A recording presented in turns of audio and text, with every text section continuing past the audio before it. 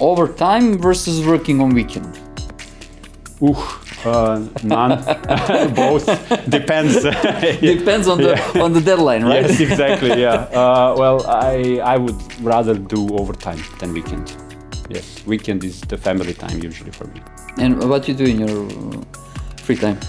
So at the moment, I'm reiterating my algebra from 2nd and 3rd grade. So that's cool. At the moment the free time, leisure.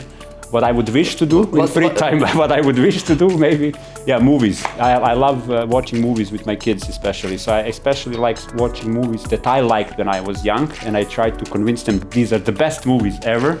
So I like watching with them. Sometimes it's silly for them, but sometimes I get them into the mood. But are you clashing with the new ones? I don't mind new ones. We actually watch both. So my son is a huge Marvel fan, so we have to watch everything that Marvel puts. I'm a huge Karate Kid type of. I'm not gonna mention age, but that type of person. So that type, Goonies, film movies like that. So sometimes they sometimes like, what's that CGI animation? Do they really do like that? And so on. So read a book or listen to the podcast? Oh, a good question. Well, the best podcast ever is Chair. So of course. I don't know if I heard about it. I don't know. Maybe I know a guy. I will tell you afterwards. Okay. Yes. You will send in some episode that will be interesting. Neither or both. I actually read a lot. I don't necessarily need to read books. I read a lot of content over net. So it's not a book. Or I like reading, and I like this intensive reading where I get a lot of information fast. So when I'm consumed with a topic, I then read a lot around the topic. And now if you ask me which book, I would not be able to remember because I would remember the topic. And then the books and the people, I usually have harder time to remember. But that's usually the case. Podcasts, I would say less, just occasions. Again, catching just some minutes, except Chair. You're going to get the extra credit for this. So, invest in NFTs or crypto? Wow. Or none? None. None at the moment. Estate. Yes, none. Well, yes. Only using one word. Most important personal trait in business. One word. I would still go with empathy. And again, one word. Your biggest motivation. People again.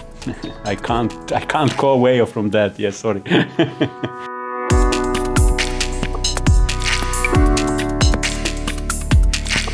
This is Chair, place where we discuss innovations. So by now, most business leaders are familiar with Agile innovation teams. Those are small entrepreneurial groups that designed to stay close to customers and adapt quickly to changing conditions. When implemented correctly, they almost always result in higher productivity, shorter, faster time to market, better quality, lower risk, and so on. But then comes the twist. What to do when you need a scale and an agility at the same time?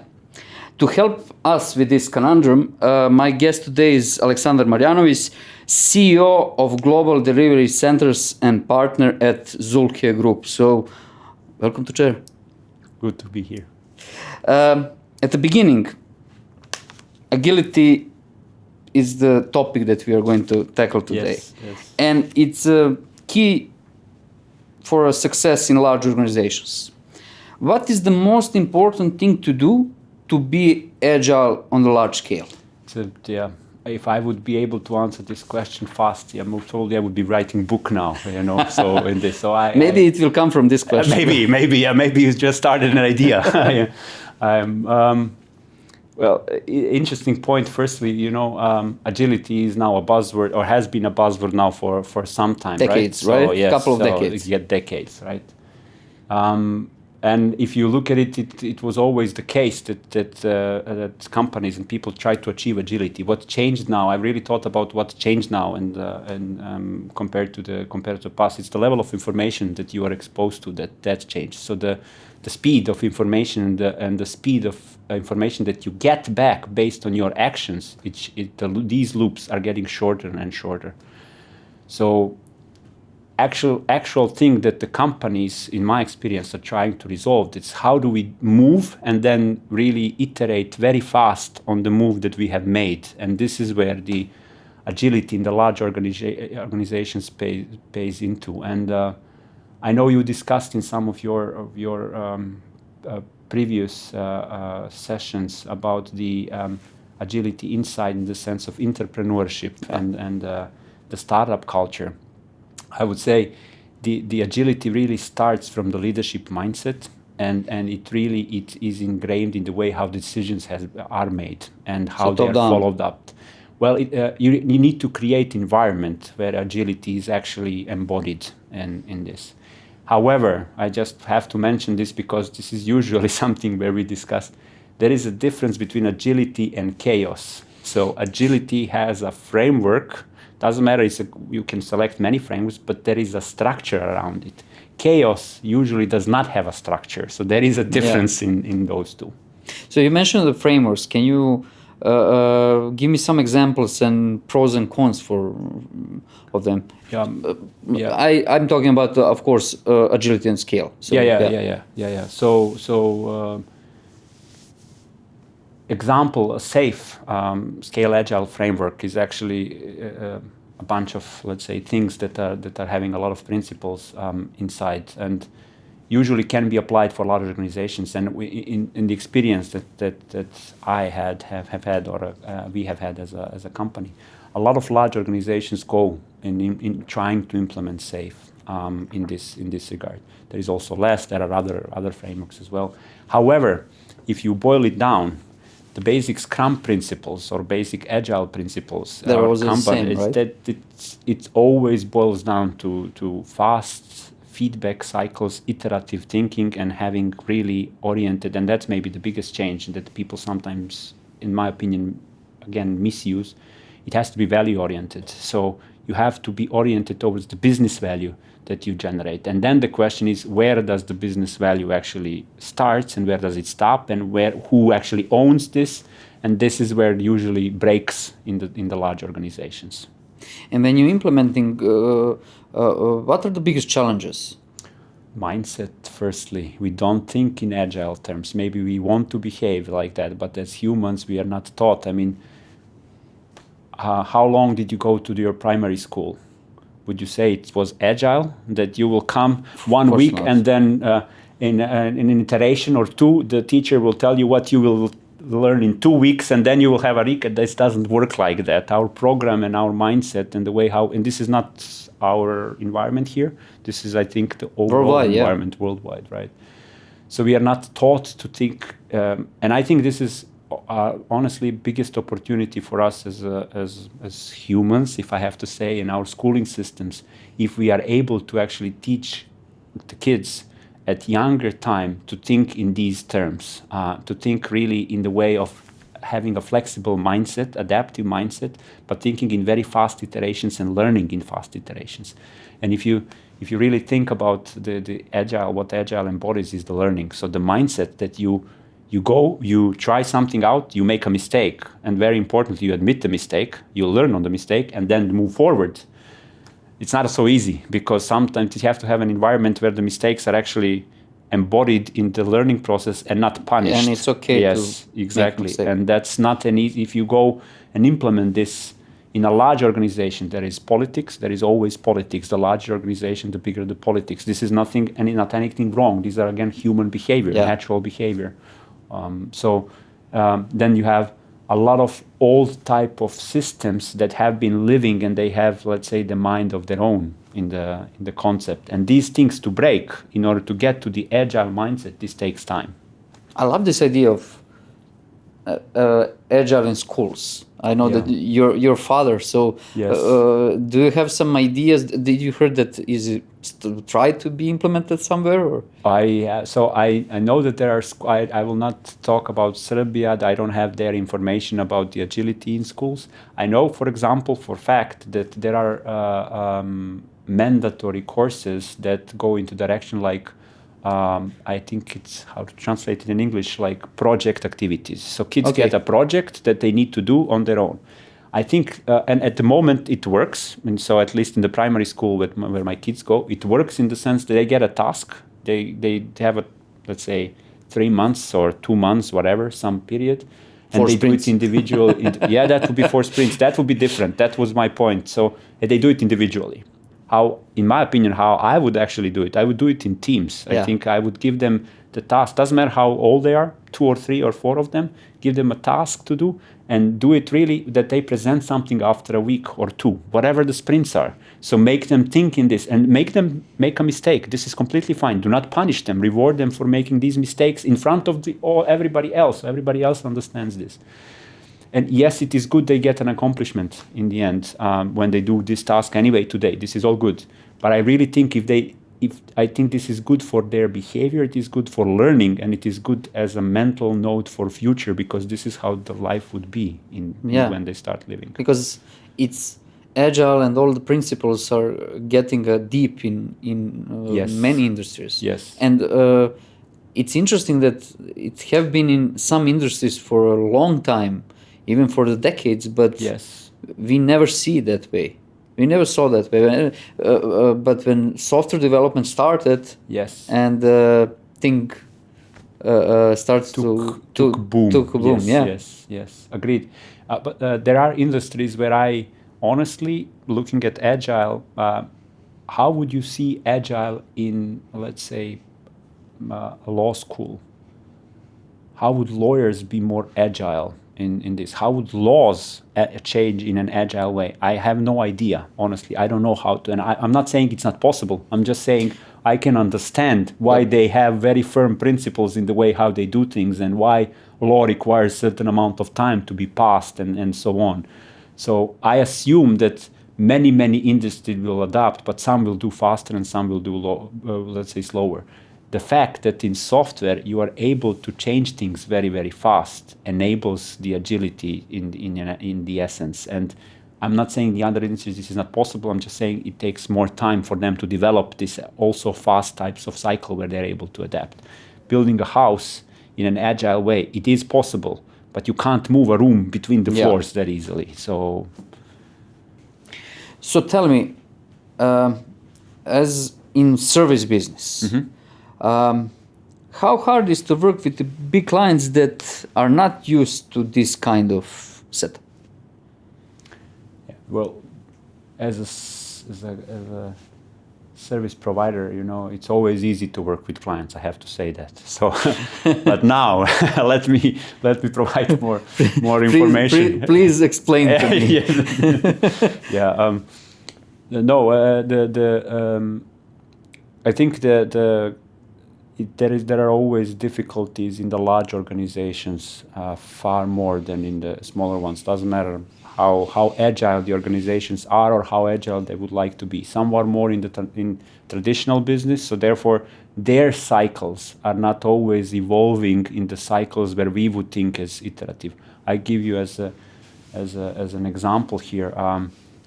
If a bank has an approval process of certain things that lasts for 2 weeks, and you need something to be done and let's say delivered in 2 weeks, there is nothing you can do in this agile while you're waiting for this. So if a company wants to go in this direction, they really need to change the mindset on the way how they behave. We have really excellent examples. I will not mention the name of the project. Doesn't really matter where. It's a governmental project. So you can assume the agility is not maybe on the extent that we would like it to be, just for the simple approval process. If you want to approve something, there are laws and there are regulations that you do. So what they did, they made a startup. They actually branched completely the decision-making into the one entity by giving them the authority to make the decision in this scope. So they defined the scope in which you can make decisions. Okay, cool. And then they said, okay, we build a small startup organization that actually is able to move fast and able to make decisions. That does not mean that they are not connected to the others, but they act as an external stakeholder, so someone needs to manage them. But it is able to actually behave in a way that is much more agile and much faster and can serve in this direction with fast iterative cycle, fast feedback loops, fast assessments, and so on, and most importantly, fast decision making. This is a way that we have seen in large organizations how to actually embody it. And if they are able, for that type of a project, to create a sub-organization or a sub-structure that is able to make these decisions, usually we are far more successful and faster to make this. When it's not, that was my question.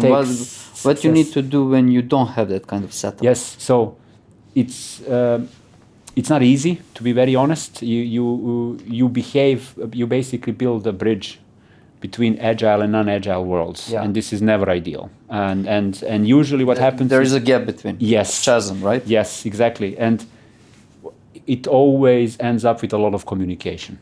There is no silver bullet that I can now tell you now it's good or bad. Usually it requires consulting with the company. So we provide the support in the consulting. That's my experience. So we consult them, but it depends if they want to be consulted, and if they can't change the behavior, you can consult whatever you want. It's just the behavior. Yeah. But you need to want to change, right? You need to actually act like you want to change. So it's not just the will. You have to really put things in action that will show for the rest of the organization that you really want to change. And just a statement, even from the CEO or the board, is not enough. You really have to put in the organization this. Are there any tricks or shortcuts to lure them to how to convince clients to? Well, I would always say that clients are really my experience in working.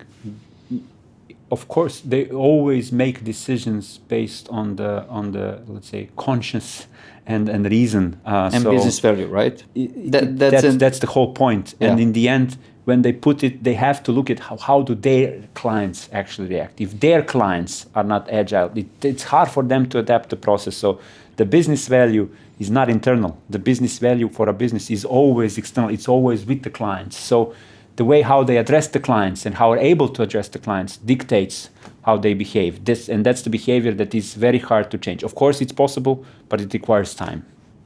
And I want to ask you about building large agile teams. Yeah. What would you say are the biggest challenges? First, building any team, small or large, is a challenge, and then building a large team requires even more people and more challenges. So, I'm a true believer as a concept from self-organization. However, I also believe that this concept is misused, because usually when you say a self-organizing team, people assume there are no roles in the team, and this is far from no the truth. rules and no roles. Exactly. And I would say it's quite the opposite. Self-organized team have quite a structure on site, and they have a lot of roles that they divide between themselves. How they derive the roles, that's the question. So in the question, how do you organize? You organize them into value streams. So they have to be oriented towards the value stream where the value is made. And once you do that, you do it iteratively. You do not build large teams, let's say, separately from the value stream. So you need to actually embody the value streams in the way of thinking of the teams.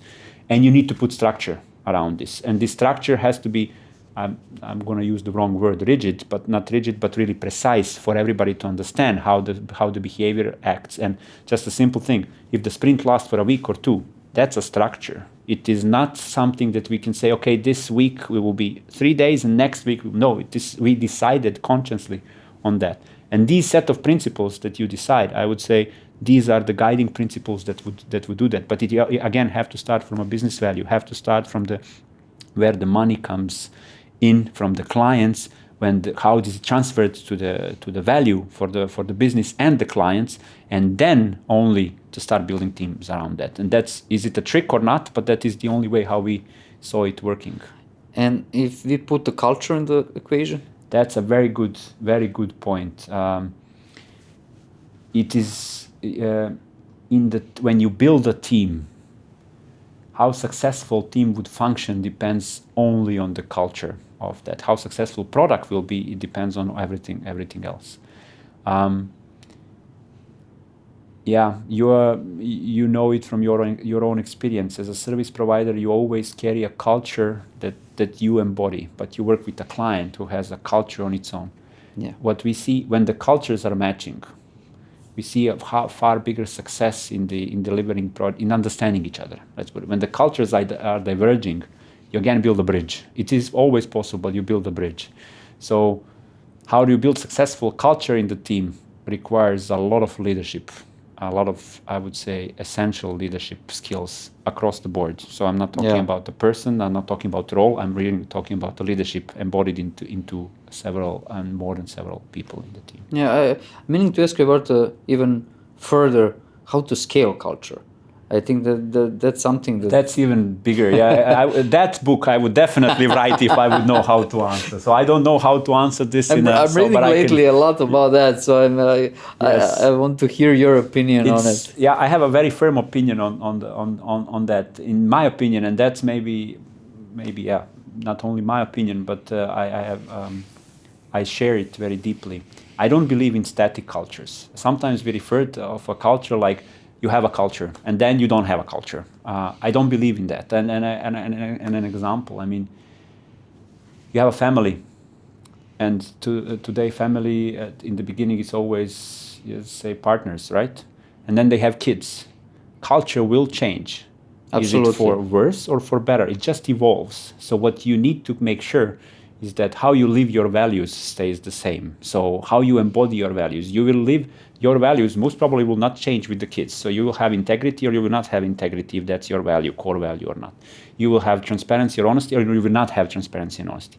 So if you embody this embody meaning not in a negative term, but teach your kids how to do that and how to live that, the culture will preserve. It will be different because your environment will be different, but it evolves. So in my opinion, culture always evolves. Now you can either manage the evolution or unmanage. Both are fine.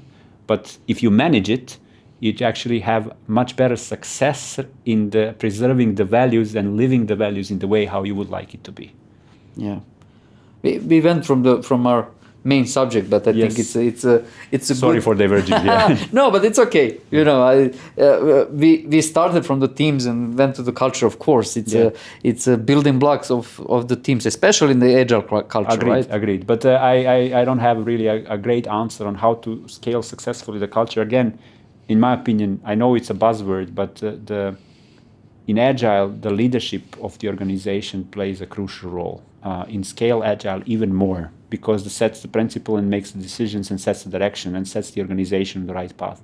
And drive the change. And exactly, so that's the path, right? So they set the path in the sense, now we went always like this, now we will go to right. And they have to be upfront. They have to be visible, and people have to really think about the change or think about the direction when they think about the leadership. So that has to be one. And they have to be consistent in this, and that's also not easy. So you just asked me all of the questions that are not easy to implement, right? So it's philosophical, right? Everybody. Why not?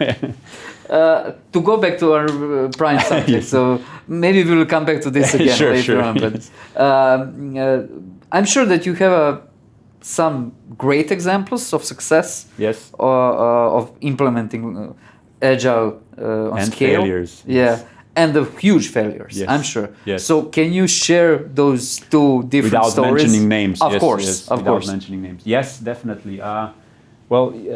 It starts and stops with the communication usually, as always. So my experience, just from sorry for the digression, doesn't matter. Any project fails mostly, in my opinion, in the communication landscape. So if you're not able to properly build the channels of communication, from philosophy to the real examples. Not successful one. It took us 2 years to develop a certain product. We developed it by, so it's a real example, requirements being pushed. We do something, we give back the feedback, it's approved, we push back, and then after X iteration, was actually not at all what it should be. Even though on paper you followed all of the agile processes, the stakeholders inside the company did not actually talk to each other. So the approval that we got was a formal approval by a stakeholder in this, that we not only assumed, we thought it was a main business value driver. That was not the case. So actually, it's much more complex situation inside and much more decision in that. It's not that the fact that we did any mistake in this, let's say, assuming who the stakeholder is. We didn't have a clarity in the way how it was organized inside the company, and we did not know where actually the business value is and who actually is the driver for this. And I would say, yeah, we had a lot of opportunities to learn in this. I can imagine, yeah. It went in the end okay, but we didn't ask the right questions at the right time. Another example of very successful one, and again, not mentioning names, but you might also notice this. It was during the pandemic. That was one good example when the very, let's say, traditional organization decided to branch out and create a specific body that actually embodies the agile principles, because they had to move very fast. In 6 weeks, we had to develop something to put it live, and in 6 weeks after that, we had to scale it to 20 million people. So it's not really a lot of time to do that. And we did with really a huge number of people, so like 70 people across several time zones and so on. How we started and how we ended, it was really a huge readiness from the organization and driving in the direction that this needs to be done in 6 weeks. And that's it. That's the prime goal. So that's the goal, and that they are tuned to this goal. So they branch out and made the decision making in such a way that this is going to be possible. Innovative way of doing this. You know what? For example, what we did, we realized where the value actually comes from. It does not come. This business value actually doesn't come from them. It comes from the end users of the app, because it was a mobile app that needed to scale to 20 million. So what we did in the cycles of a week time, we embodied so we had week sprints. So in 6 weeks we had 6 sprints to deliver. So 1 sprint 1 week. In every sprint we had 4 cycles. It's usual cycles like design, like operations and delivery, but we added one more cycle that was user research, and we did there a lot of data analytics and research, but we did user testing. So every time we had a product, and it was after every week, we gave it to actual user group, and immediately in the testing embodied the feedback into the next sprint immediately. So wow. it was done really So you managed to squeeze that all in 1 week sprint. So yes, but with one week delayed. So you deliver something, right? And when you deliver in this, you have a cool off. Week, no, you don't have a cool off. But then the group picks up what you developed. Okay. So you continue working on this, and they did deliver the feedback that you actually take into the next sprint, and you got the feedback from the first one, and so on. So it iteratively goes through all of this. What was very specific is that, you know, when you scale it to 20 million, so this app had to be compliant in terms of regulations, data privacy, health, and what is even more, accessibility. So our user group for testing was actually people with that had to test the app with accessibility features on, which means that we got even better feedback, because we actually, you know, this red is too red, because for the people that are colorblind, it doesn't mean anything, but for people that are not, it actually creates a lot of confusion. Cool. So we got even better feedback in doing this, and I think that's really a major learning. So if you can embody this really user active feedback from the end users, and this is not internal company users, this is really public people that we selected on the group that represent the end user group.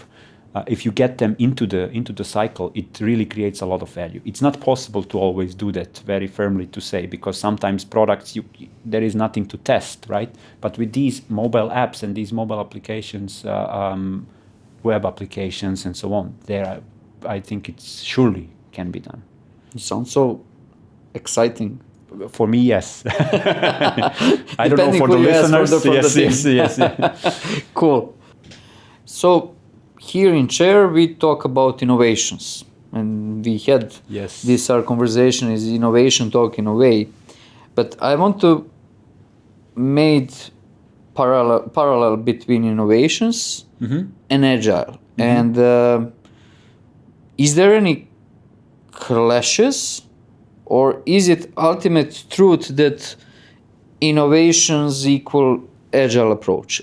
Are there any innovations Interesting, yeah. where you won't use agile approach? Can I ask the question back just for, Sure.